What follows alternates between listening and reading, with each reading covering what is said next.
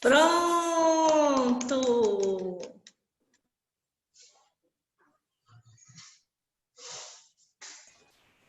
De volta às origens.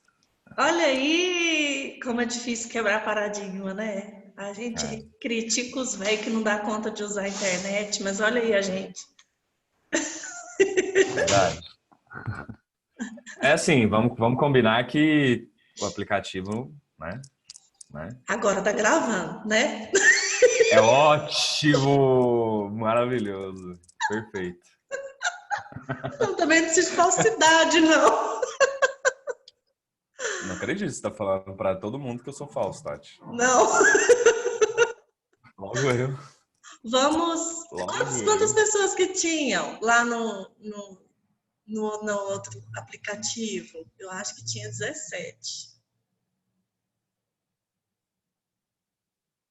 Agora já Deve tem. que aqui entra mais, porque tinha gente que tava no grupo da sala falando que não tava dando conta de acessar a plataforma. Então deve que aqui ainda tem mais gente. Ó, eu excluí o link lá do Ava, não é possível que alguém ainda vai ficar lá tentando. Sabe o que que é Mas, também, Tati? Aquele aplicativo, como ele é usado pelo browser, né, pelo navegador, 90% das pessoas têm o Google Chrome, né, instalado. E o Google Chrome por si só, ele já pega muita memória do computador. Então, quem tem um computador que está com, né, um pouco mais antigo, computadorzinho mais velho e tal, a hora que a gente abre aquele aplicativo, aquele BBB, no Chrome, e você ainda joga um slide, nossa senhora, na hora que você abriu o slide aqui, meu computador já até travou, só estava a voz e aí já virou aquele robozinho falando. Entendeu? Como o Zoom ele é um aplicativo independente, você pode abrir só o Zoom, deixar só ele no computador, que aí vai usar só a memória do computador para esse aplicativo. Você não perde entendi. desempenho usando para navegador e tudo mais, entendeu? Esse é o grande fator para quem tem computador velho. E às vezes não é porque o aplicativo não funciona, é porque a pessoa está com um PC mais antigo, está com um celular um pouco mais antigo, ela não consegue abrir porque não tem memória suficiente. Entendi. Agora, Nayara, avisa a Nayara também, que ela estava lá na fazenda sem dar conta de entrar aqui. Bom, tá no grupo, né? Vocês já colocaram. Eu tô abrindo o artigo aqui de novo, porque ele também tinha fechado. Só um minutinho que eu já compartilho a tela.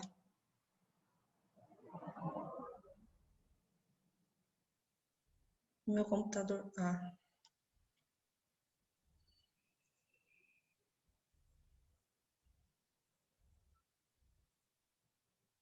Esse cara tão caladinho que eu pensei que tinha caído a conexão, hein? Eu não tava vendo a tela. Bom, então eu vou compartilhar a tela para a gente não perder mais tempo.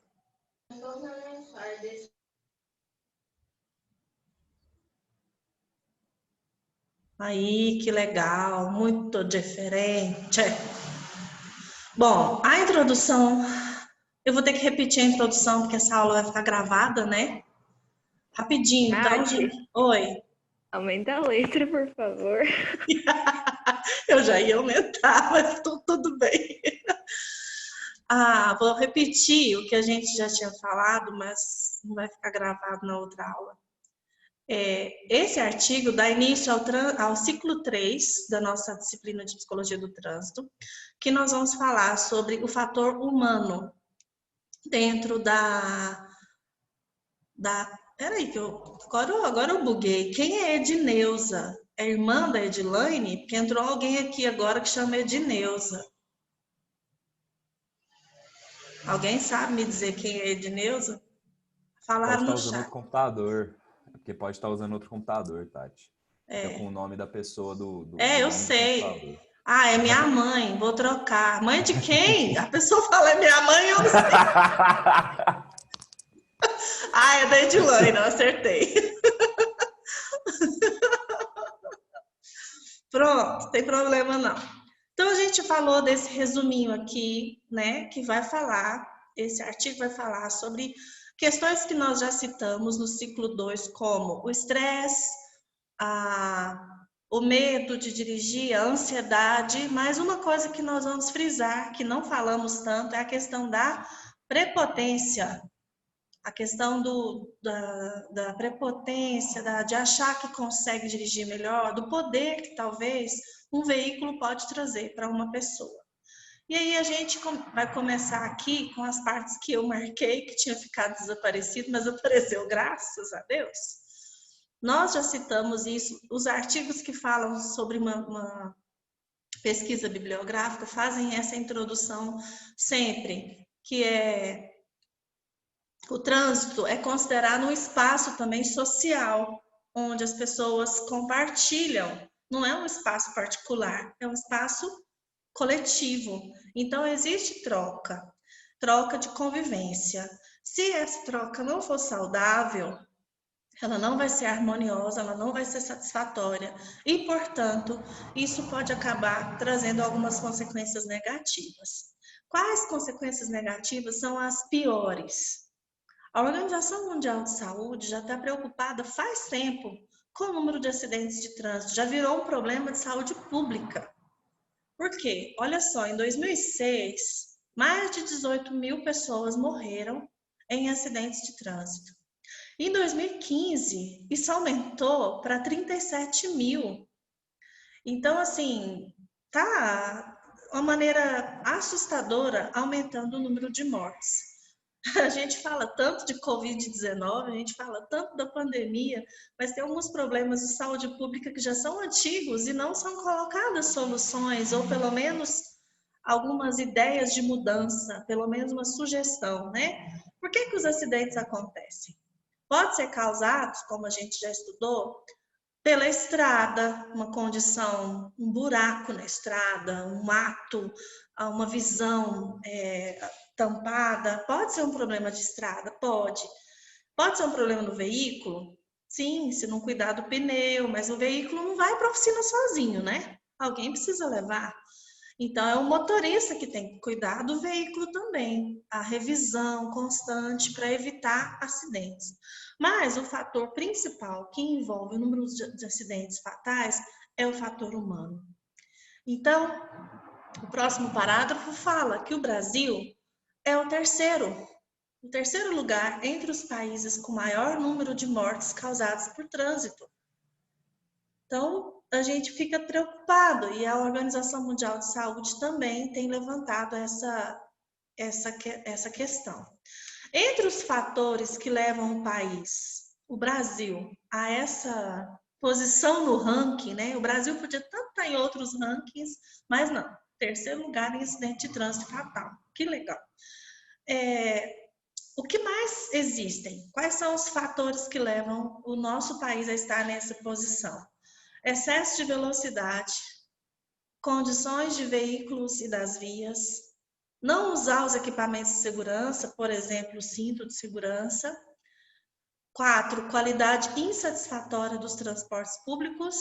E 5, uma facilidade muito grande de adquirir um veículo próprio, especialmente moto.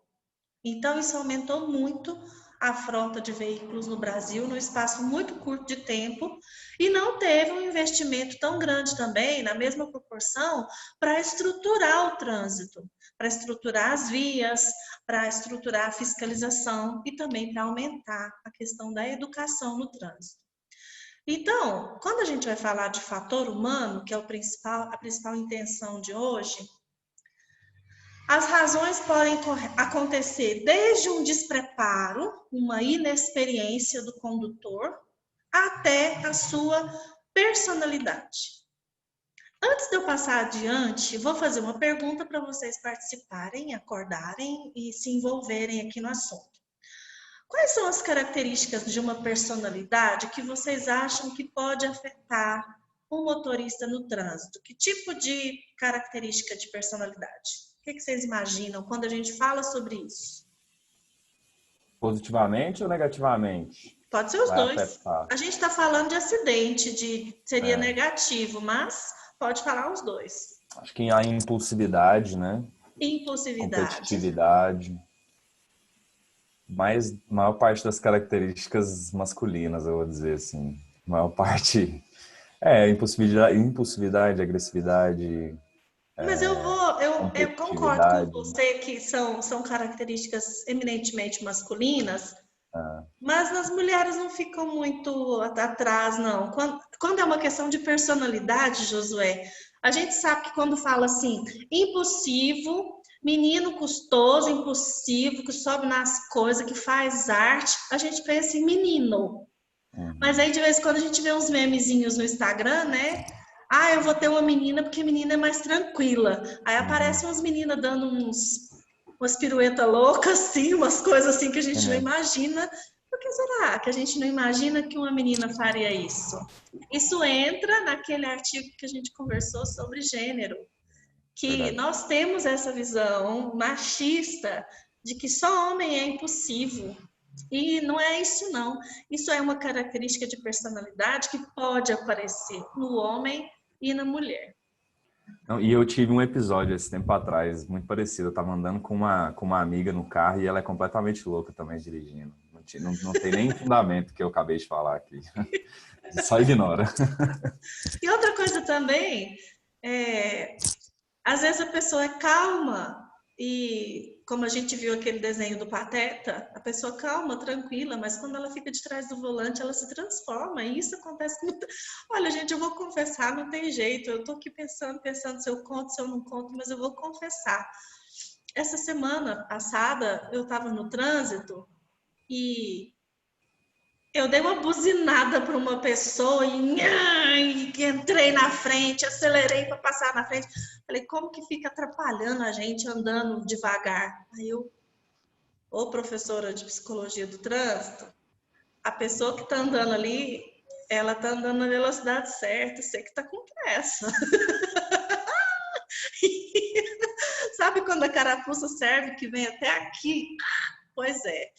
Falei, caramba, né? Como é que a gente pode ser hipócrita assim? Ficar dando aula de comportamento no trânsito e eu pego e dou uma buzinada e eu não xinguei, mas eu dei uma buzinada, olhei para a pessoa de cara feia e passei na frente e pensei, poxa, como é que pode empacar desse jeito? Ela estava andando na velocidade certa, a pessoa estava na velocidade certa, eu que estava um pouco apressadinha. Então, assim, é uma coisa que acontece. A impulsividade pode acontecer tanto com homem quanto com mulher. O que mais? Quem não falou, gostaria de falar, que tipo de característica da personalidade pode afetar o motorista? Professor, sobre a característica da personalidade, o que foi sempre notado foi a pessoas com ansiedade. Ansiedade. É o mais comum, pessoas agressivas também, pessoas angustiadas. Você está cozinhando o que na panela de pressão? Feijão, né? Que beleza! Será que sabe temperar o feijão, esse menino? Lógico que Ora, sabe. menino. Bom, então vamos falar. As questões que são ligadas à personalidade. A personalidade, ela é um sistema. A gente não pode dizer que a personalidade é só construída só por uma coisa, por uma base, por um fator. Nós sabemos que a nossa personalidade ela tem fator genético, ela tem fator ligado ao ambiente, muita coisa que a gente faz é aprendido. E também tem um fator da maturidade. A gente, à medida que vai amadurecendo, a gente também, isso compõe a nossa personalidade. E também abrange alguns processos que são ora conscientes e ora inconscientes. Nem sempre a gente tem uma total consciência dos motivos que nos fazem ser como nós somos. Muito menos nós temos acesso à causa das nossas emoções, o que nos influencia a ser como nós somos. Então, a probabilidade de acidentes acontecer cometido por pessoas que têm algum transtorno de personalidade, ela pode ser 6 vezes maior do que acontecer com uma pessoa que não tem um transtorno de personalidade. E fora do transtorno de personalidade, nós podemos citar alguns traços, que era isso que eu estava dizendo para vocês, e saiu só a impulsividade. Ó. Quais são os traços de uma personalidade que podem estar associados a um problema de trânsito ou inclusive a um acidente? Irresponsabilidade, O Anderson falou a agressividade. Tem também a questão do egocentrismo, aquela coisa de achar que o lugar do trânsito é o meu espaço, a minha casa, é meu quarto, aqui sou eu. Não, gente, é aquela coisa da gentileza. Deixa o outro passar, o que tem o outro aí na minha frente. Então, a questão do egocentrismo também está envolvida. A intolerância à frustração, que é algo muito, muito sério na geração mais jovem. E a impulsividade. Então, esses traços são alguns que se referem a algumas possibilidades de fator humano, personalidade e acidente de trânsito estar associado. Mais embaixo eu marquei mais coisa para a gente conversar. Tá falando que a nossa personalidade, ela se refere a como a gente se relaciona com as pessoas, cada um é um ser singular. Tá falando aqui do que o Anderson citou, ó. Dentre as emoções, a gente pode também pensar que a nossa personalidade, ela pode ter angústia, ela pode ter ansiedade, ela pode ter agressividade, tudo que você citou estava correto, Anderson. Então, quando o indivíduo vai dirigir, ele não precisa apenas de ter habilidade motora, mas ele precisa também ter uma adaptação emocional madura, responsável, para não comprometer a sua habilidade na hora de dirigir. Então, esse parágrafo aqui está falando de tudo que a gente já conversou em outros artigos. Não é que não seja importante, mas a gente já relacionou esse tema. Medo, ansiedade, agressividade, a gente já falou disso. Estresse. E eu quero pontuar um pouco mais na parte de que a gente não citou antes. Olha que interessante esse pedacinho aqui, que vai fazer uma citação do Bandura, que um indivíduo com probleminha nos seus padrões morais, ele também acaba dirigindo de uma maneira irresponsável. Por quê? Porque quando a gente desenvolve a nossa personalidade, uma das coisas que também é desenvolvida em nós é o nosso raciocínio moral. Lembra? Aula de desenvolvimento 3, Kohlberg fala sobre raciocínio moral? Então, esse raciocínio moral, algumas pessoas parece que não desenvolve. O senso de justiça que eu estou querendo dizer, né? O senso de justiça, ele deve ser o mesmo. Mas por que as pessoas pensam diferente? De acordo com o meu raciocínio moral. Se eu estiver envolvida no aspecto emocional, eu vou dar razão para uma pessoa em detrimento de outra, e assim por diante. Esse autor aqui, ele não está falando de raciocínio moral, ele está falando de desengajamento moral. O que é desengajamento moral? O Bandura conceituou desengajamento moral falando de que algumas pessoas, para justificar os seus comportamentos antissociais sem se sentir culpados, eles acabam tentando se mostrar um pouco mais desprendido dos padrões morais. Então, ele não quer sentir culpa. Então, ele fala que aquele rolê não tem problema, que aquilo ali tá de boa, que aquilo ali, né, todo mundo faz. Então, para não se autocondenar, ele leva o conjunto. É como se ele tentasse trazer todas as pessoas da sua idade ou da sua classe social, do seu meio, para aquele comportamento. Para ele não se sentir menos importante ou para ele não se sentir sozinho e para não sentir culpa. Então, isso é desengajamento moral. Vou dar um exemplo aplicado no trânsito que todo mundo vai entender. Ninguém anda naquela via a 40 por hora, né, gente? Todo mundo anda ali a 60 por hora. Por que eu vou andar a 40? Ficar parecendo uma vovozinha atrapalhando todo mundo. Vão buzinar para mim. O que eu estou fazendo? Eu estou infringindo uma lei, mas eu estou dizendo que todo mundo faz e aí eu também posso fazer.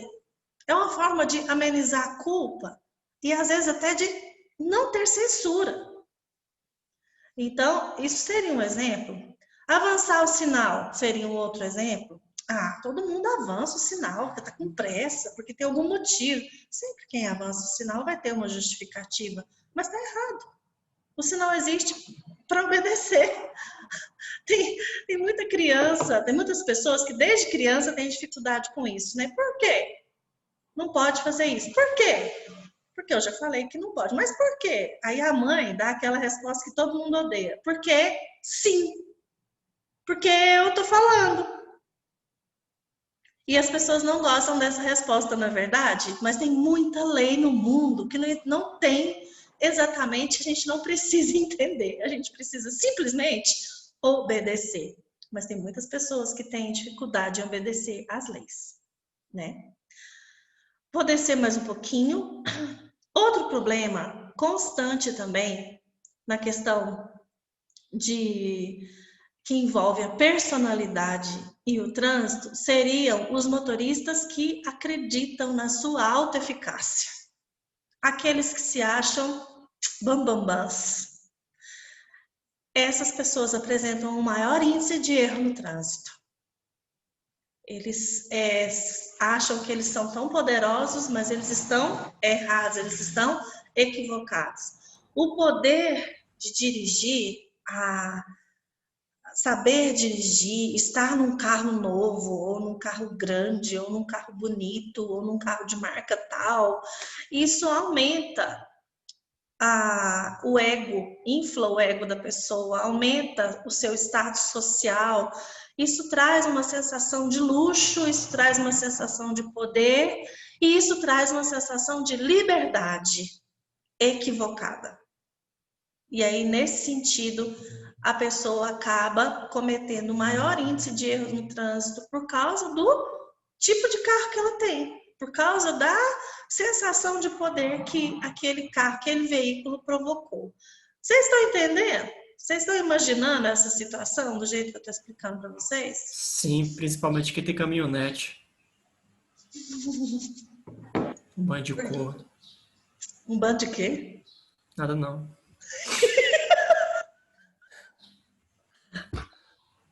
É sério, professora. Toda vez que você está dirigindo tranquilo, tem um cara de caminhonete que ele sai passando por 3 ou 4. E até lugar que não pode ultrapassar. Ele é muito maior do que todo mundo, ele tem muito mais dinheiro que todo mundo, ele tem muito mais poder do que todo mundo. E coloca a vida dos outros em risco para chegar no destino X. E o carro tem uns que ainda põe, como é que chama aquele trem?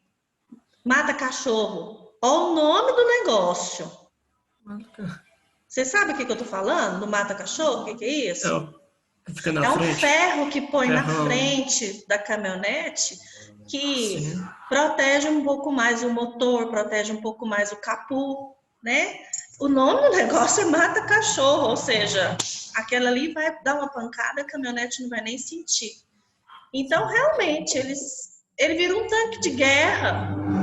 O que vai parar um carro desse? Né? Se ele pode até... Olha, gente, como que eu já ouvi esse tipo de fala. É horrível a gente pensar assim, que tem pessoas que não pensam no outro, mas as pessoas falam assim, não, se bater, não vai nem me arranhar. Ou seja, eu não me importo se eu matar uma vida, se eu acabar com uma família, né? Então, isso significa um problema de personalidade. Ou quando a autoeficácia, que a gente está estudando lá na psicologia social, a questão da autoeficácia, quando a prepotência atinge um nível, assim, muito grande, e isso pode aumentar o índice de erros no trânsito. Aqui embaixo, nesse item 3 do artigo, vai falar sobre a personalidade como forma de regra para o trânsito.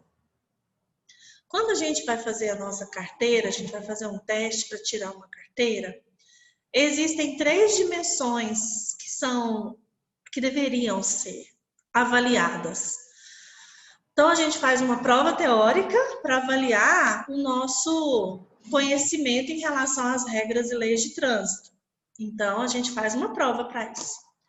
A prova prática, que é a nossa habilidade. A gente também faz uma prova para isso. E aí tem o psicotécnico que tem que medir a nossa atenção, tem que medir algumas questões da nossa personalidade. Aqui está falando de prontidão, de presteza, de um comportamento que priorize a harmonia e não vai colocar as pessoas em risco. Então, se a gente for pensar nessas 3 dimensões, olha só, conduzir um veículo, dirigir um carro, requer o quê? Requer não só memória, atenção e saber as regras, requer essas 3 primeiras palavras aqui, ó, responsabilidade, conhecimento e algumas atitudes em relação ao outro. Então, eu acredito, e o artigo termina falando isso também, que infelizmente os testes psicotécnicos, as pessoas que aplicam estão mais interessadas em avaliar a memória, a atenção, algumas questões bem pontuais, do que realmente verificar se se aquele indivíduo tem saúde mental para estar no trânsito. Alguns transtornos, gente, eles passam ilesos no exame psicotécnico. Às vezes faz um desenho no HTP que misericórdia e às vezes pode passar. Então, as pessoas que são envolvidas com a avaliação na questão do exame psicotécnico, elas deveriam estar um pouco mais atentas a entender essa questão das doenças, dos transtornos.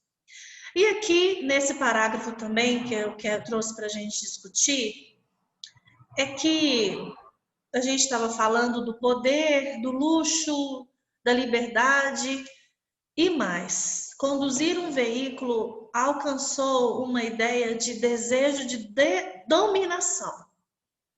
Então, para algumas pessoas, é como se o carro, se o automóvel fosse uma extensão do próprio corpo. A pessoa se sente poderosa, isso ocasiona o quê? Essa sensação de poder ocasiona o quê? Uma atitude egoísta, que é o que a gente estava falando ali atrás, de nem imaginar o que pode provocar na vida do outro. Tati, Oi. eu estava pensando aqui enquanto você fala disso, que é engraçado que as próprias... as pessoas que entendem de marketing mesmo, eles são sensacionais. Eu gosto muito, assim. O cara que percebe que essa necessidade, né, de dominar, ela parte de uma sociedade que inicialmente foram os homens que começaram a dirigir, né, desde o começo. E como você já até tinha falado, é uma característica mais predominante do sexo masculino, você trazer o comportamento de consumo para esse âmbito, você faz propagandas de carros cada vez mais potentes, de carros cada vez mais arrojados. Você coloca dentro das propagandas situações em que os homens ou as mulheres atualmente vão ser vistas de uma maneira diferente só por ter aquele carro. Exatamente. Então, a gente tem um comportamento de consumo que perpetua cada vez mais essas atitudes desses motoristas, né? Que será que muda? Porque eu duvido muito o capitalismo deixar esse comportamento de compra ser modificado hoje. Porque você pode prestar atenção que, se bem que pode até mudar, porque muita coisa do politicamente correto está ganhando voz hoje. Então, às vezes, se algumas empresas modificarem esses comerciais para essa ideia mais politicamente correta, mais pró-vida, entendeu? Acho que seria até mais financeiramente mais lucrativo do que eu acredito que sim. Eu acho que pode mudar. Quando a gente vê que a propaganda de cigarro sumiu, que ela não pode mais existir, que é considerada uma indústria muito forte. Se vocês percebem, as propagandas de bebida também, elas têm diminuído cada vez mais. A gente só vê propaganda de bebida, de cerveja. A gente não vê propaganda de um uísque, de uma bebida, de um destilado com tanta frequência como era antes. Então, o álcool, o cigarro, o tabaco, essas questões ligadas a vício, ou a aspectos negativos, elas estão sendo banidas. Então, eu acredito que sim, Josué, podem acontecer mudanças nesse sentido. Você me chamou a atenção para um aspecto que eu ia dizer também. Por que será que as propagandas, as publicidades de veículos sempre chamam a atenção para velocidade, desempenho, poder, luxo, e nunca fala da segurança, né? A gente não vê uma propaganda que o tema principal é: olha aqui, você vai levar sua família em segurança. Tem o cinto aqui, coloca desse jeito, tem airbag aqui, numa curva fechada ele vai te dar estabilidade. A gente não vê esse tipo de propaganda. Não. Tati, eu lembro que, eu não tô me recordando agora do ano certo, mas eu acho que foi 2014 que lançou o Onix. Não sei se foi 2014 ou 2015. E aí a Chevrolet lançou o Onix, aquele negócio, carro popular, super arrojado, super potente, o melhor 1.0 da categoria, não sei o quê. Beleza, lançou o carro. Passou... Não sei se você conhece uma revista que chama Quatro Rodas. Lógico. Uma revista que faz, né, faz vários reviews de carro e etc. O Onix zerou, tirou 0 no quesito de segurança. 0. Tá vendo? E assim, foi um dos carros mais vendidos do Brasil na época. Pois é, como que a gente... Olha só, a contradição, né? A OMS está preocupada porque problemas de acidentes de trânsito, morte no trânsito, virou uma questão de saúde pública. Aí a gente fica lutando sobre a educação no trânsito, sobre personalidade, sobre uma avaliação justa do indivíduo que vai tirar a carteira. Mas aí os poderosos da indústria automobilística vão e fazem um carro desse e soltam. É. E aí? O que eu fico pensando também, Tati, pode falar, Anderson. Não é só o Onix não, Josué, também a Hilux. Em teste A Hilux também, capota. ela A Hilux capota, ela capota, vira. gente. Ela capota E a SW4 também, no próprio carro, né? No quebra-sol, assim, você tem quebra-sol. um aviso, risco de capotamento em Meu curvas Deus! fechadas. Meu Deus! Isso. Como que o povo corre com a Isso é Hilux? verdade. Tá escrito. Se não colocar Capotamento. peso na carroceria dela, Ela capota. ela capota. O carro foi projetado, uma Pra picape, capotar. sei lá quantos cavalos tem, foi projetado para capotar. Enfim, Triste ver quem sou eu para falar alguma coisa? Mas o que eu fico esses engenheiros pensando, de tá, hoje. tudo formado no EAD.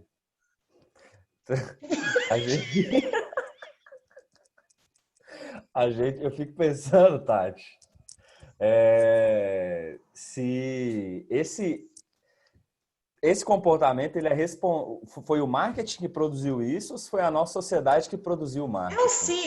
É um ciclo. Eu não né? sei qual que é a causa de relação e efeito entre os dois, mas Geralmente a gente sabe que a oferta é produzida por causa da procura, né? da A gente demanda, sabe disso. Então, não tem muito para onde fugir nesse sentido.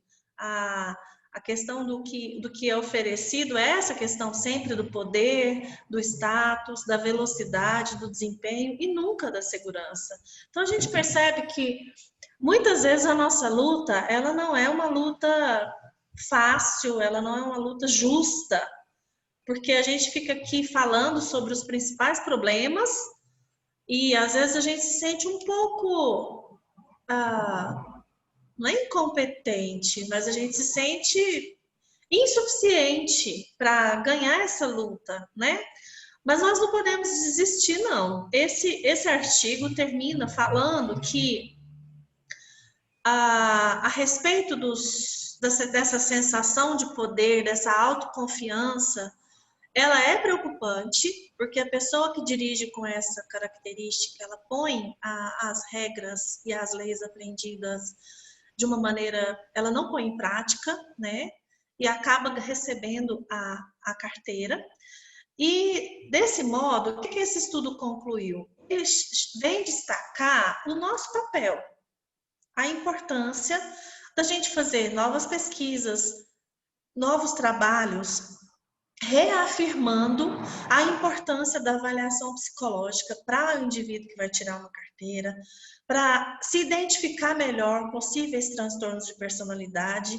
E aí eu acrescento, não está escrito aqui no artigo não, mas por causa das conclusões que a gente foi chegando aqui na nossa conversa, eu acredito que vocês poderiam pensar em escrever um artigo nesse sentido, né?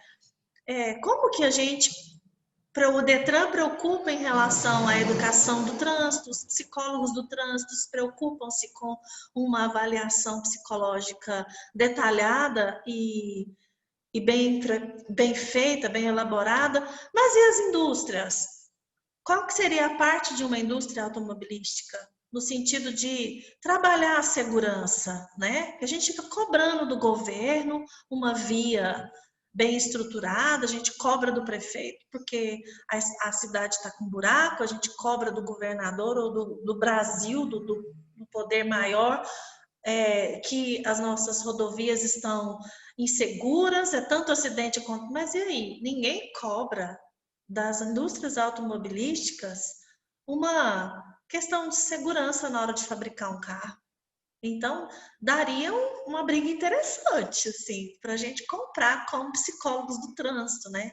Seria um trabalho muito legal, assim, não sei se já existe, a gente pode procurar para saber se tem alguém fazendo uma pesquisa nesse sentido, mas a gente pode aumentar, né? Engrossar essas fileiras aí nessa luta. Eu acho interessante.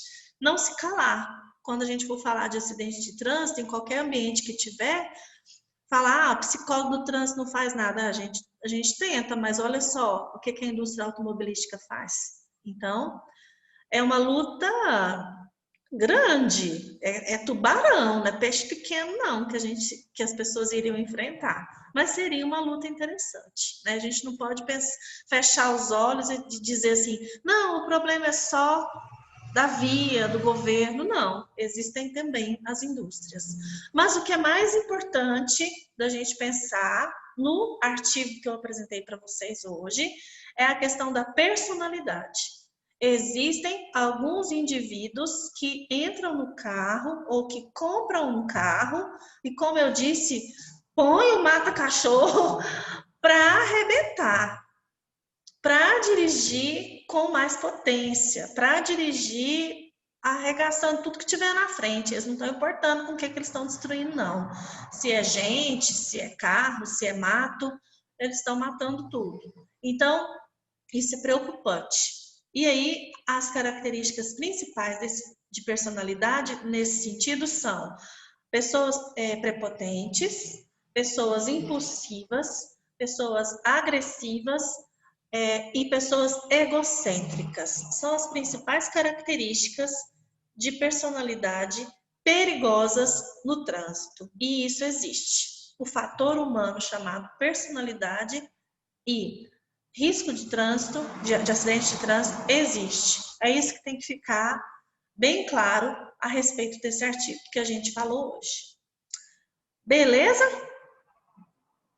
Eu já avancei no horário aqui da aula de escolar, então eu vou ter que criar um link de Zoom e mando para a Ana Luísa de novo para a gente ter a nossa próxima aula, tá bom? Já deve ter gente lá no BBB que não sabe. Vamos encerrar aqui então e começar a outra aula, tá bom, gente? Beijo, tchau!